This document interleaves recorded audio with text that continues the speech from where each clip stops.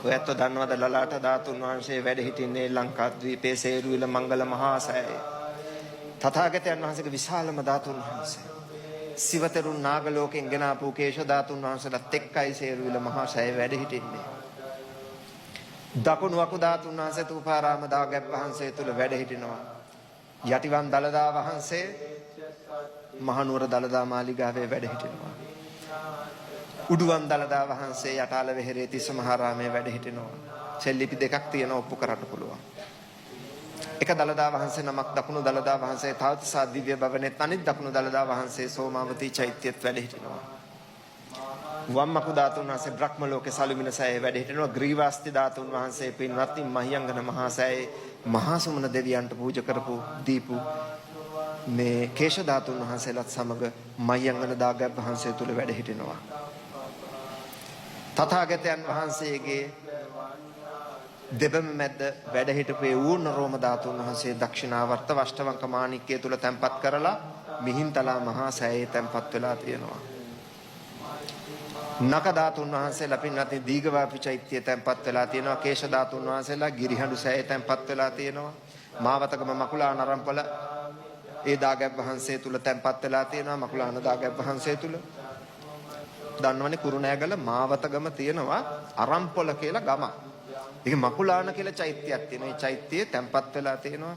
අම්බලන්තොට වලවේ ගඟ ළඟ තියෙනවා සෑයක් හදලා ගිරිහඬු සෑය. ඒ සෑයේ තැන්පත් වෙලා තියෙනවා.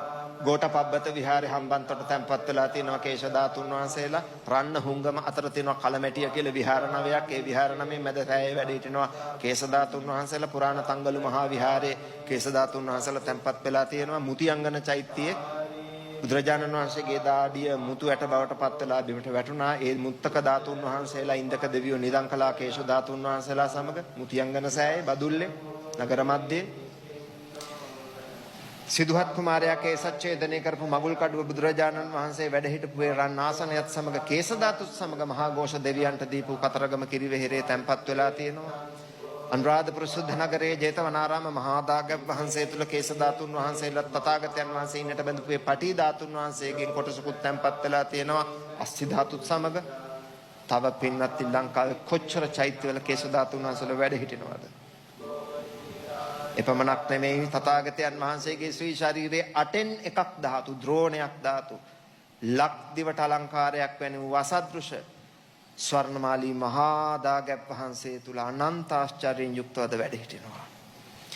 තථාගතයන් වහන්සේගේ ධාතුන් වහන්සේලා සධාතුක කුන්තායුධේ රාජකීය සංකේතයේ පින්වත්නි දුට්ඨ ගාමණී අබේ මහරජුරුවන් වහන්සේගේ කාලේ ජයකුන්තේ කුන්තායුධේ තුල තැන්පත් වෙච්ච මිරිසවැටි මහා දාගැබ් වහන්සේ තුල තැන්පත් වෙලා තියෙනවා. පින්වත්නි දේවානම්පියතිස්ස මහරජුරුවන් වහන්සේ යොදුනෙන් යොදුන දාගැබ් වහන්සේලා සර්වක ධාතු නිදන් කළා හැදුවා. දාගැබ් වහන්සේලා.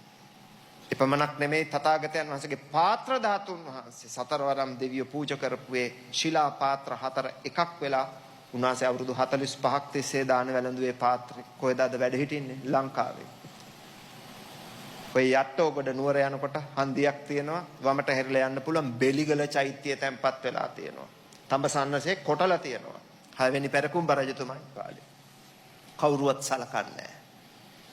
බුදුරජාණන් වහන්සේගේ චීවරයක් නිදන් කරලා තියෙන ලෝකේ එකම රට ලංකාව.